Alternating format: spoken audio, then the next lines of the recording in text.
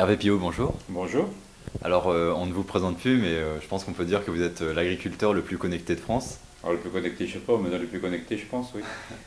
Alors aujourd'hui, on va parler de votre nouveau livre, qui est... À nouveau, c'est mon premier livre, Agronumericus, Internet est dans le pré, qui a pour but, comme objectif, de montrer les changements que va impacter le numérique en agriculture. C'est pas un livre technique, c'est un essai. C'est surtout pour voir les changements qui vont évoluer, plus que donner des recettes.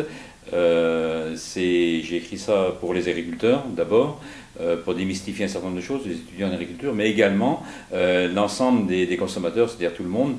Il y a beaucoup d'idées reçues, des choses qui sont assimilées, par exemple l'agriculture productiviste avec le numérique. D'abord, l'agriculture, il faut qu'elle soit productive si on veut avoir à manger, et sans ça, on aura du mal à nourrir tout le monde. Et il y a beaucoup de choses à démystifier, c'est ce que je me suis fixé comme objectif à travers ce livre. Alors justement, est-ce qu'on peut faire un état des lieux de l'agriculture aujourd'hui en France et dans le monde? Alors l'agriculture est un peu à la croisée des chemins. L'agriculture est la plus grande révolution du XXe siècle. Nous sommes passés de 78% de la population active en 1900 à guère plus de 1% en 2010, en multipliant par 10 la productivité. Il n'y a pas une catégorie socio-professionnelle qui peut dire qu'elle a fait une telle révolution.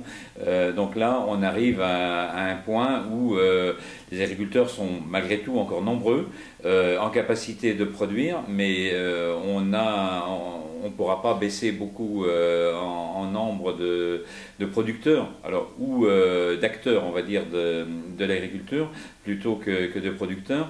Donc ça, c'est un élément. Deuxième élément, l'agriculture, cette évolution, pour évoluer d'une telle façon, a été énormément utilisatrice d'intrants. De produits pour nourrir la terre, de produits pour enlever les mauvaises herbes, les maladies, etc., ce qu'on appelle les phytosanitaires. On sait qu'on arrive, pas à la fin, mais à une utilisation qui devrait être beaucoup plus modérée. Et malgré tout, nous allons devoir produire plus, beaucoup plus. Donc nous allons passer d'une agriculture utilisatrice d'intrants à une agriculture utilisatrice de connaissances. Et là, le numérique va nous apporter beaucoup pour pouvoir agréger toutes ces connaissances. Alors justement, comment le digital peut transformer l'agriculture? Alors, le digital peut transformer l'agriculture de plusieurs façons. Le digital, c'est une révolution. Pourquoi c'est une révolution? Parce qu'il génère chaque jour des milliers d'innovations, que ce soit en hardware, en software, en robotique, en capteurs de toutes sortes. Alors, certains sont des gadgets, d'autres resteront dans le temps. L'agriculture est impactée par ça comme toute la vie, toutes les professions. Donc ça, c'est un premier élément. Donc c'est ce que j'appelle quelque part dans le livre le Smart Agri, les objets intelligents au service de l'agriculture. C'est aussi une évolution considérable au niveau des connaissances, pas des connaissances plutôt, mais de la communication, où les agriculteurs vont pouvoir communiquer différemment via les réseaux sociaux avec les consommateurs, mais aussi avec les machines.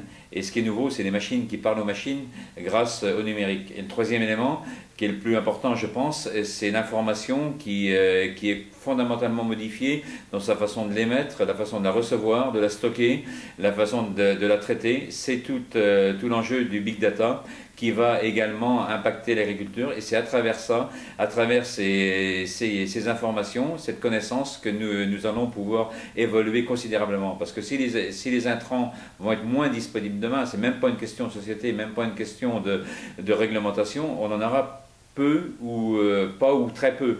On arrive pas à l'épuisement, mais il faut faire vraiment attention pour en garder suffisamment parce que nous en aurons toujours besoin. Donc par contre la connaissance, nous n'en utilisons sûrement pas 1% des possibilités que nous offre la nature, et le biodesign et le biomimétisme vont prendre une part importante, et c'est via le numérique qu'on arrivera à les mettre en œuvre. Alors justement, est-ce que vous avez des exemples de cas où le digital transforme cette agriculture? Alors, je vous ai parlé du Smart Agri, c'est ce qui est le plus visible. Alors, ça se traduit comment? La robotique, qu'on a déjà depuis 20 ans bientôt, pour enlever une des plus grandes astreintes des éleveurs, qui est la traite pour le lait, pour sortir le lait des vaches. Donc maintenant, c'est quelque chose qui est robotisé, qui est vraiment au point, qui se vulgarise assez facilement dans les exploitations. Chez nous, en France, dans le type d'agriculture qu'on a, dans des fermes plus grandes, c'est d'autres moyens. Mais pour réduire la pénibilité le numérique aide beaucoup. La robotique, on la verra aussi demain pour remplacer les pesticides, pour arracher l'herbe dans les champs.